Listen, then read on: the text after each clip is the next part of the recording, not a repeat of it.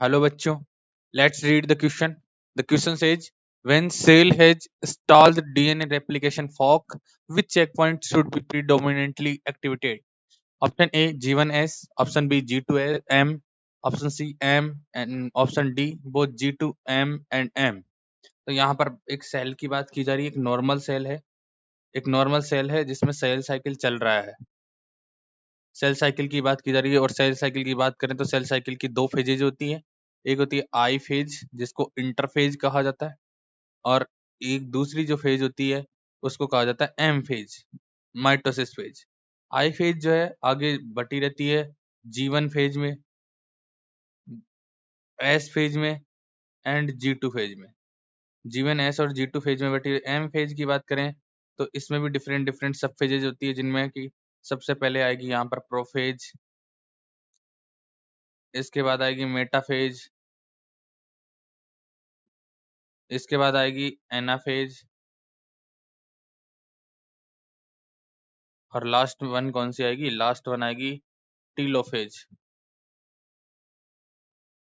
तो इस तरह से जो है ये सेल साइकिल होता है और सेल साइकिल में जो है कई जगहों पर चेक पॉइंट्स होते हैं। तो यहाँ पर हमें गिवन है कि डीएनए रेप्लिकेशन फोक जो है इसका फॉर्मेशन जो है रुक गया है। डीएनए रेप्लिकेशन फोक ये क्या हो गया? स्टॉल्ड हो गया है, स्टॉप हो गया है, इसका बनना रुक गया है। अब ध्यान से देखिए यहाँ पर जो सेल साइकिल में जो इवेंट्स होते हैं उनका जो साइकिल होता है उसमें सबसे पहले G1 होता है, उसके बाद एस होता है, एस के बाद G2 होता है, G2 के बाद एम फेज होता है। अब देखिए डीएनए रेप्लिकेशन जो है मेनली कौन से फेज में होता है? एस फेज में होता है। एस फेज में क्या होता है? DNA replication. तो रेप्लिकेशन फेज की शुरुआत जो है वो कहाँ होनी है? ये एस फेज में होने वाली। इसका मतलब ये सेल जो है अगर डीएनए रेप्लिकेशन रुका है, डीएनए रेप्लिकेशन फोक का बनना रुक गया है, तो ये सेल अभी तक किसमें है? ये सेल अभी तक G1 में, G1 में सेल है और ये एस में एंटर करने वाली है और यहाँ पर रेप्लिकेशन फोक बनेगा, फिर रेप्लिकेशन की शुरुआत होगी। तो यहाँ पर एक चेक पॉइंट है, G1 और एस के बीच में क्या है? चेक पॉइंट है जिसको G1 एस चेक पॉइंट कहा जाएगा और ये चेक पॉइंट जो है ये इंश्योर करेगा कि डीएनए रेप्लिकेशन फोक प्रॉपर बना है कि नहीं बना, तो या सारे न्यूट्रिएंट जो है अवेलेबल है कि नहीं है, डीएनए सिंथेसिस की तैयारी पूरी हो चुकी है कि नहीं हो चुकी है। यदि तैयारी पूरी नहीं हुई है तो इस सेल को ये चेक पॉइंट जो है इस सेल के ट्रांजिशन को G1 से एस में जाने को रोक के रखेगा।